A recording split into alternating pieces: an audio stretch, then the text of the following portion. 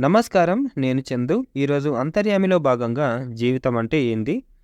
అనాది నుంచి జననం, మరణం, అనారోగ్యం, దుఃఖం, బాధ వీటికి కారణం ఏమిటని గొప్ప గొప్ప తత్వవేత్తలు ఋషుల దగ్గర నుంచి సామాన్యుడి వరకు ఆలోచిస్తూ రకరకాల భావాలను వ్యక్తపరుస్తూనే ఉన్నారు.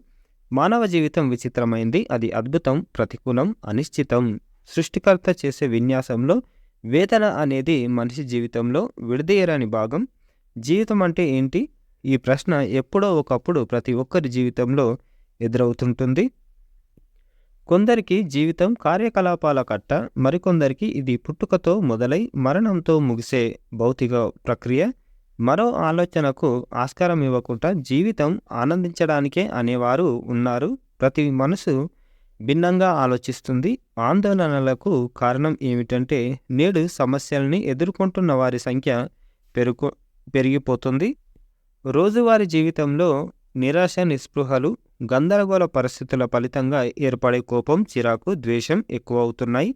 జీవితంలో సమతుల్యత దెబ్బతింటుంది. మనశ్శాంతి కరువవుతోంది.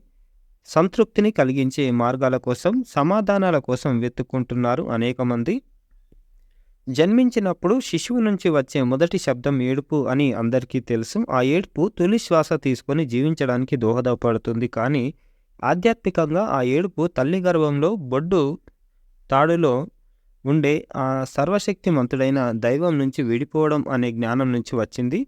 చిత్రం, ఆ ఏడుపు జీవితాంతం మనిషిని అంటిపెట్టుకునే ఉంటుంది. జీవితంలో ప్రతి మనిషి బాల్యం నుంచి వివిధ ఒత్తిళ్లకు గురవుతుంటాడు.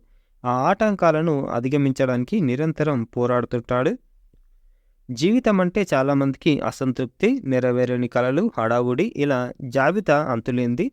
కొద్దిమంది అసలు విలువను గ్రహించిన వారు మాత్రమే జీవితం అంటే భగవంతుడు ప్రసాదించిన గొప్ప బహుమానం అనుకుంటారు.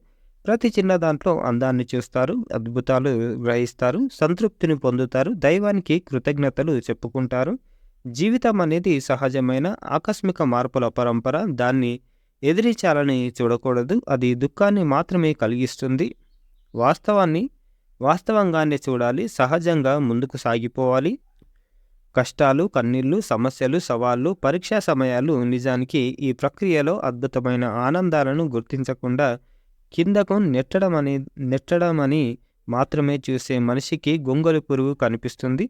సీతాకోక చిలుక ఊపిరి పోసుకుంటుందని గ్రహించాలి. మనిషి నిరాశకు గురైన దేవుడు సంతోషిస్తాడు. ఎందుకంటే ఇలా నెట్టేసిన ప్రతిసారి మనిషి మనిషిగా ఎదుగుతాడు అని మంత్రవాది మహేశ్వర్ గారు రాసిన అంతర్యామి ఇది.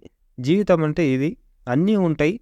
అన్నిటినీ మనం సమన్వయం చేసుకొని పోతేనే జీవితం అంటారు. అంతకుమించి దుఃఖం, బాధ, నిరాశ, నిస్పృహలు అయినాయి కానీ మనం జీవితం ఎటు అకటు వేసుకోవద్దు. మళ్ళీ సీతాకోక చిలుకలాగా మనం వికసిస్తాం. జీవితం బాగుంటుంది.